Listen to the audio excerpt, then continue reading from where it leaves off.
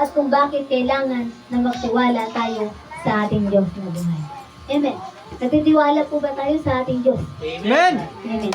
At dahil nagtiwala tayo sa ating Diyos, ay tunay nga na lahat ng bagay ay tunay nga na ipagkatiwala natin sa Kanya pong harapan. Amen? Kaya sabi niya po dito, ang pagtitiwala sa Diyos.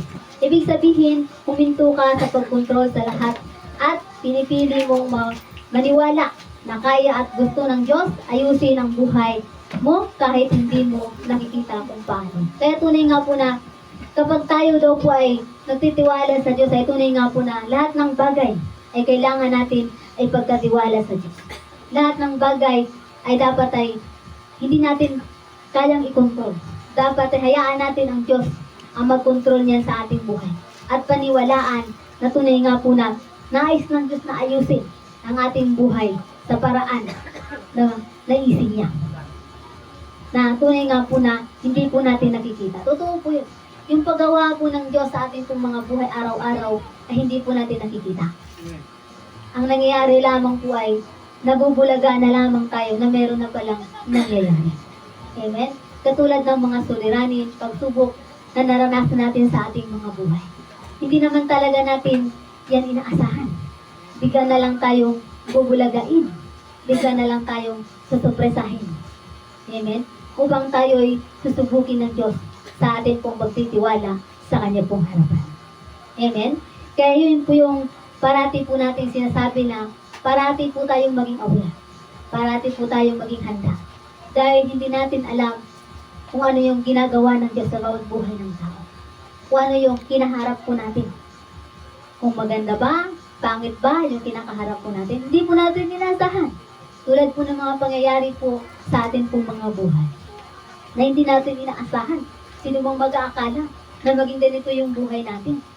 Amen? Na dati yung buhay natin ay ganun lamang tayo. Ngayon bigla kang gigising, ganito yung naging buhay mo. Amen? Kahapon lang ang sagana ng buhay mo. Ang yaman ng buhay mo. Tapos nung gumising ka naging mahirap ka. Amen? Yun yung sinasabi natin na hindi natin batid. Hindi natin alam kung ano yung bukas.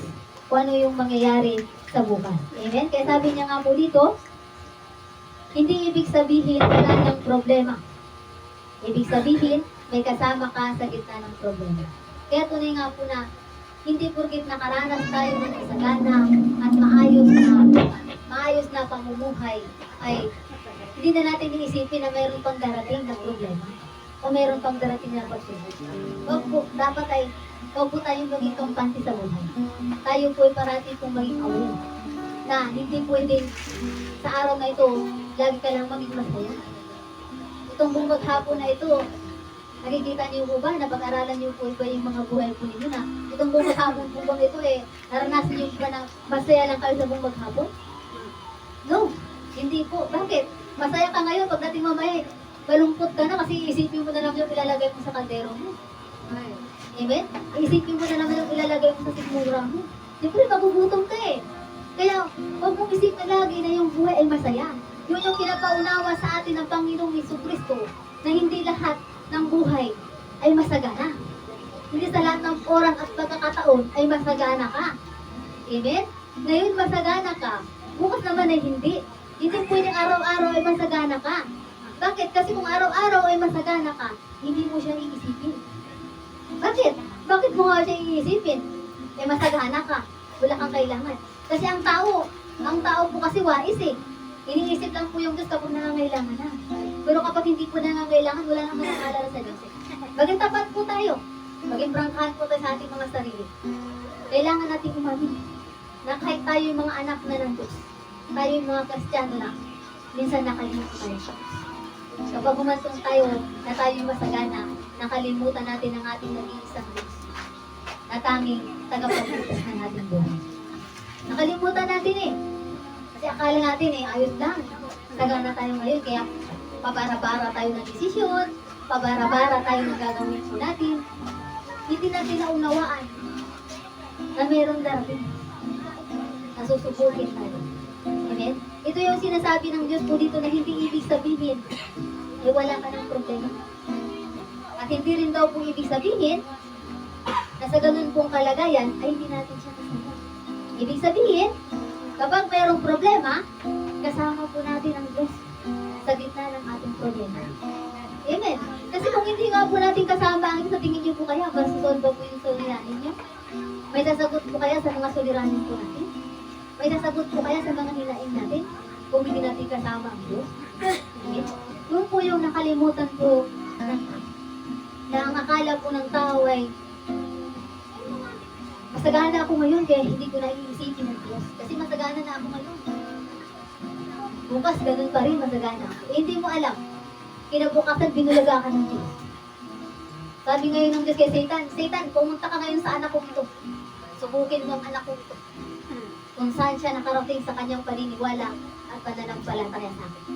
Eh ngayon hindi ka nakapaghanda. Dumating ngayon si Unos. Dumating ngayon si Bagyo. Hindi ka nakapaghanda. Ano nangyari? So dahil hindi ka nakapaghanda, hindi mo napaghandaan, hindi mo ngayon nakayanan.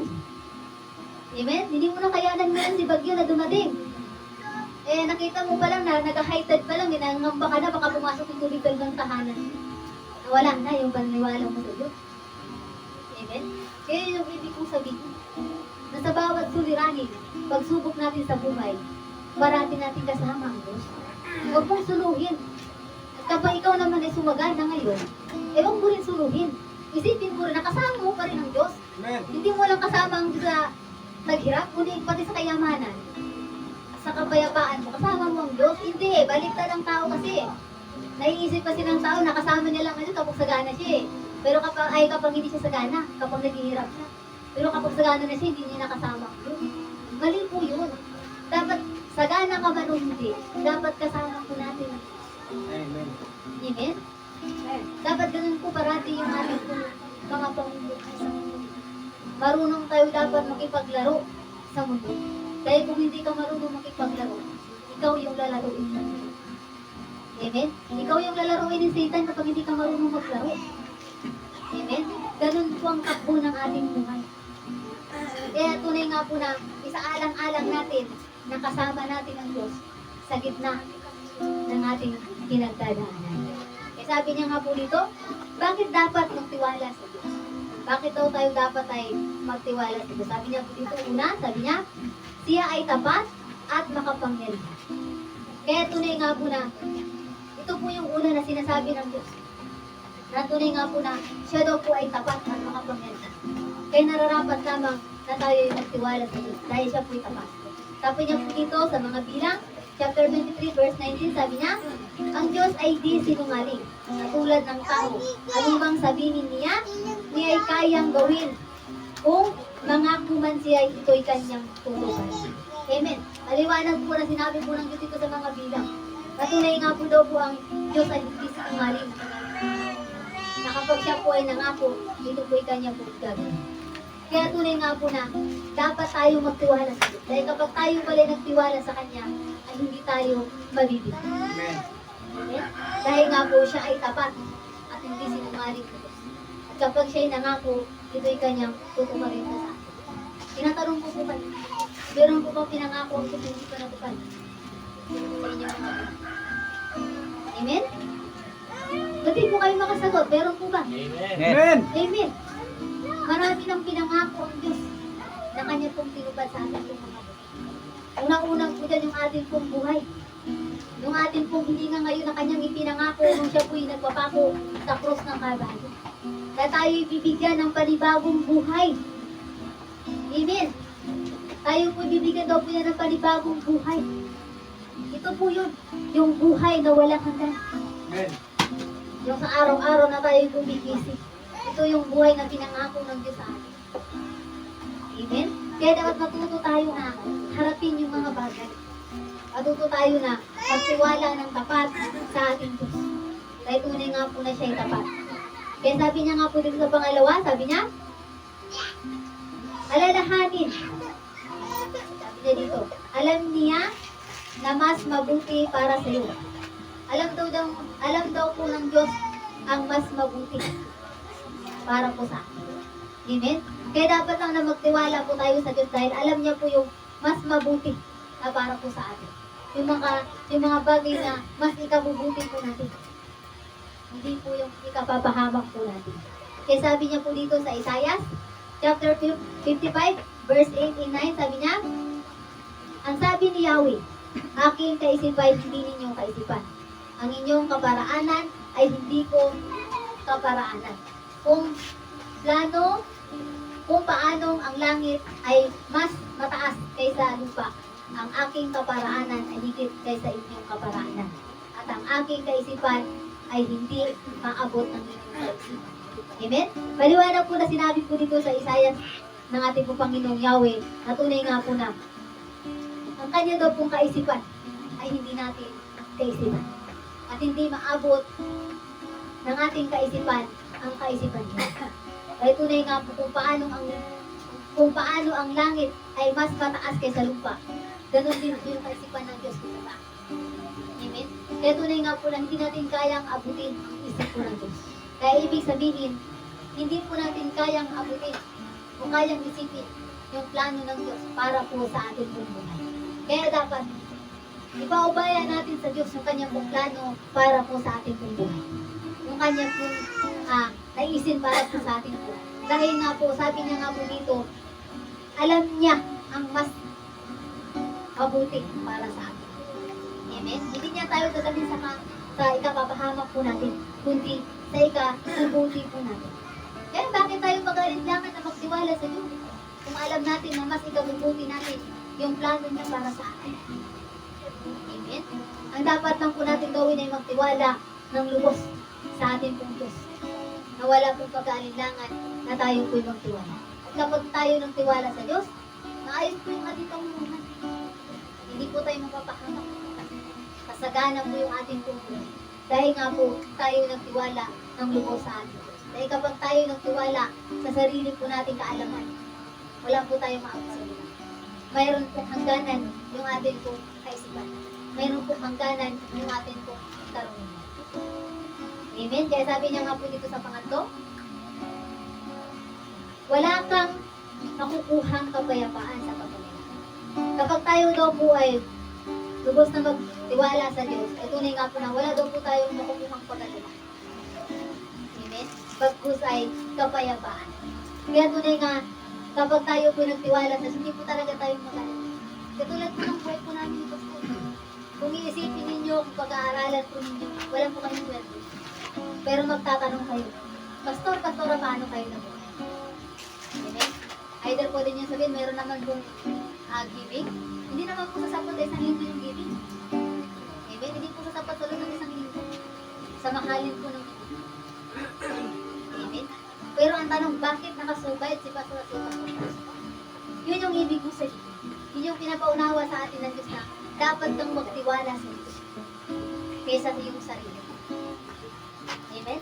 Dahil kami nagtiwala sa Diyos at pinaubaya namin sa Diyos lahat ng bagay, lahat ng aming pangangailangan mula sa susuotin, mula po sa aming kakainin, kami po'y binigyan niya ng kapayapaan. Hindi po kami nag-aalala. Amen? Hindi kami nag-aalala kung ano yung kakailanganin namin sa bawat araw ng aming buhay. Amen? Dahil nga po, alalahanin po natin, nagpadala po ang Panginoon ng uwak para po makakain ang mga nagdadala. Eh, ano ka pa kaya na tao ka lang? Tao ka ha? Ayun nga, mga uwak po yun, pinapakain ng Diyos. Amen? Ikaw pa kaya na tao? Kaya bakit ka mag-aalinlangan sa ating Diyos? Dapat ay magtiwala ka ng lubos sa ating pong Diyos na buhay. Pang sa gayon ay makita mo yung napakaganda na ginagawa niya sa iyong buhay. Dahil kung hindi mo yun makikita, ibig sabihin, kulang ang iyong paniniwala, mananampalataya. Amen?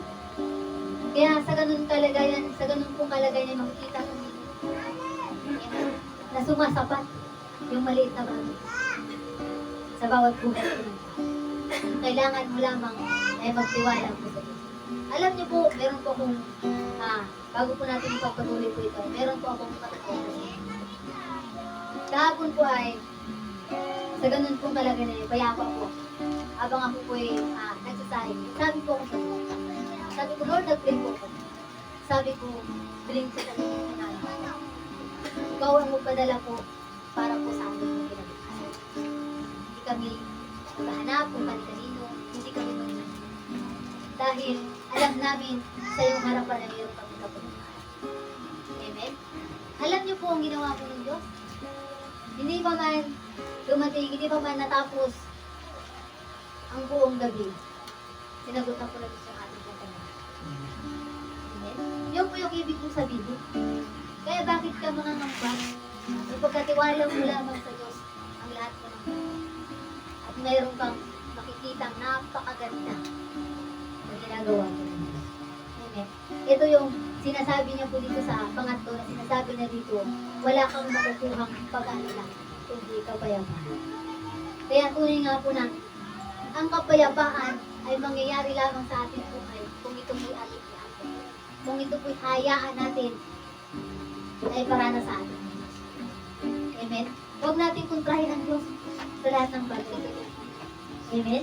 Kaya sabi niya nga po dito sa Pilipos, chapter 4, verse 6 and 7, sabi niya, huwag kayong mabalisa tungkol sa anumang bagay. Sa halip, hingin ninyo sa Diyos ang lahat ng inyong kailangan.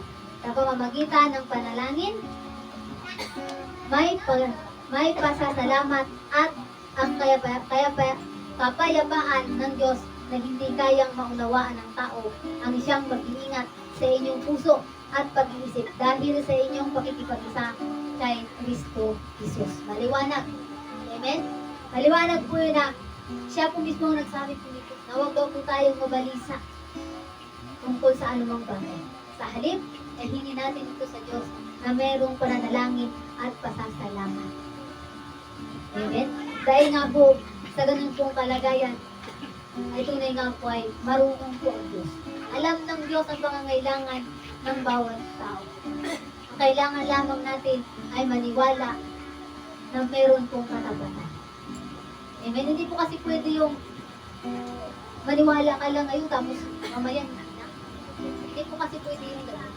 Dapat, kung paano ka naniniwala ngayon, paninindigan mo yung paniniwala na yan hanggang siya'y magbabago. Amen? Kahit pinangyayari na po niya yung mga hinihingi, magtiwala ka pa rin. Huwag mong baguhin yung confession mo. Huwag mong baguhin yung paniniwala. Dahil yun yung gustong-gusto ng Lord. Kung nagtitiwala ka sa Kanya ng walang pag-alala, kung nagtitiwala ka sa Kanya nang hindi ka nag-aalinlangan, wala kang what if, wala kang bakit, kundi buong-buo na nagtiwala ka sa Diyos. Yun yung pinakagusto ng Diyos. Yung basag na puso na magtitiwala ka sa Kanyang hanggan. Kaya dapat ay matuto po tayo na magtiwala po tayo sa Diyos na meron po katapatan. Pag sa gayon ay mararanasan po natin yung pag-iingat po ng Diyos sa atin po mga buhay. Dahil sabi niya nga po dito, huwag kayong mabalisa tungkol sa anumang bagay, sa halip hingin ninyo sa Diyos ang lahat ng inyong kailangan.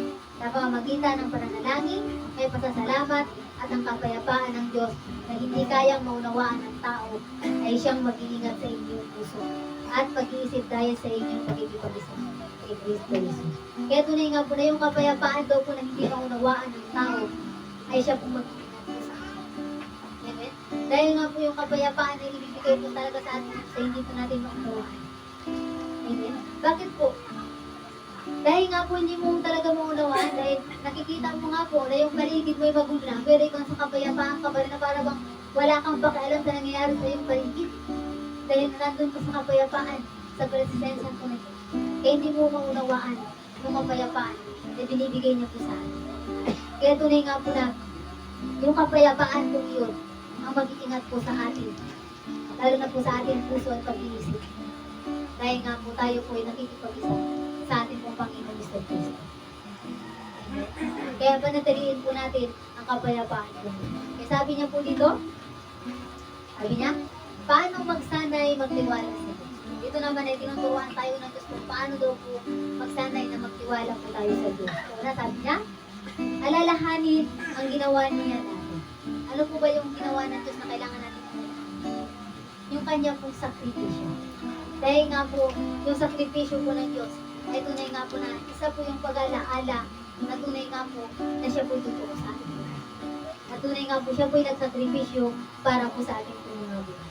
Kaya sabi niya nga po dito sa mga awit, chapter 77, verse 11, sabi niya, aking alalahanin ang mga gawa ng Panginoon. Kapag nakalimot ka, babalikan mo yung mga beses na niligtas.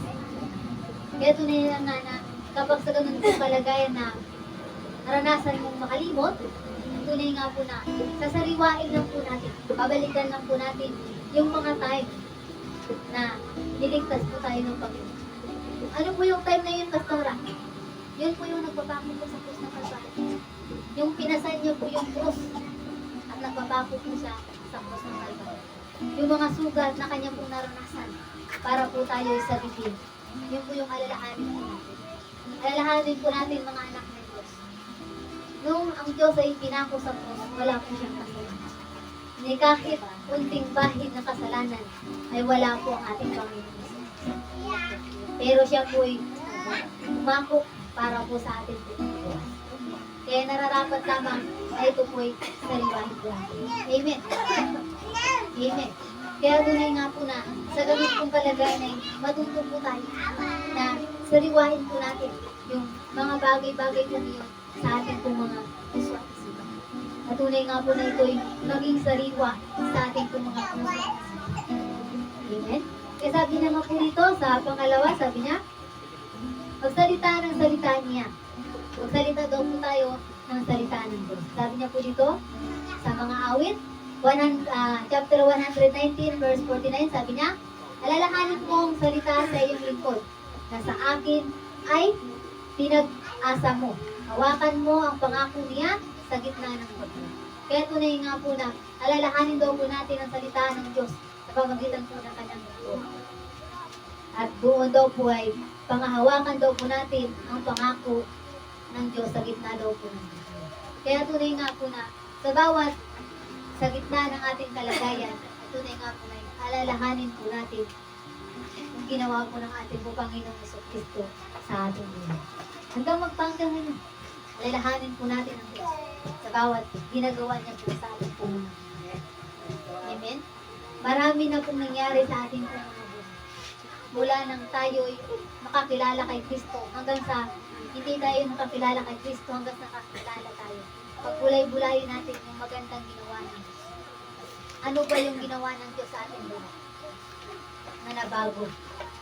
Mula the past hanggang sa future natin. Tingnan natin kung ano yung binago po ng Diyos. Sa akin lang po marami. Marami pong binago ang Diyos mula sa past hanggang sa future po ng aking buhay.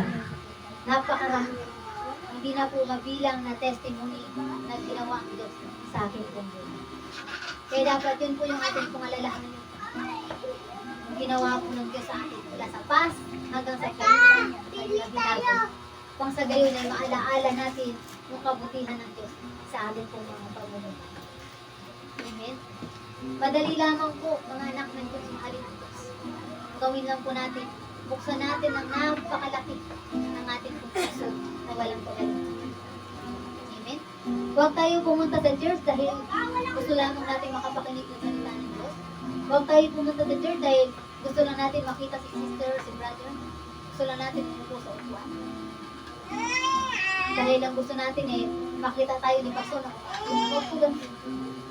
Ang simbolo ng ating pong pagdalo sa church ay pagkapakita po natin ang totoong pag-ibig natin sa ating Diyos na buhay. Pagkapakita po natin na meron tayong katapatan na sakripisyo. Ito lang po yung sakripisyo po natin kung bakit sa sakripisyo natin. Yung sakripisyo po natin araw ng linggo, hindi pa po buong linggo yun. Amen? Hindi pa po buong araw po yun. Amen? Oras lang po. Kung baga doon sa sakripisyo po ng Diyos maghapon po yung sakripisyo ng Diyos Malalahanin po natin, mula po umaga hanggang hapon. Binawian siya ng buhay. Ang laki po na sinakripisyo niya, kung baga sa sakripisyo po natin. Amen?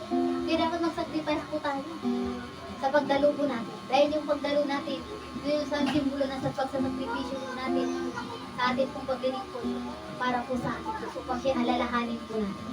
Mag-sacrifice po tayo, mga anak po. Amen?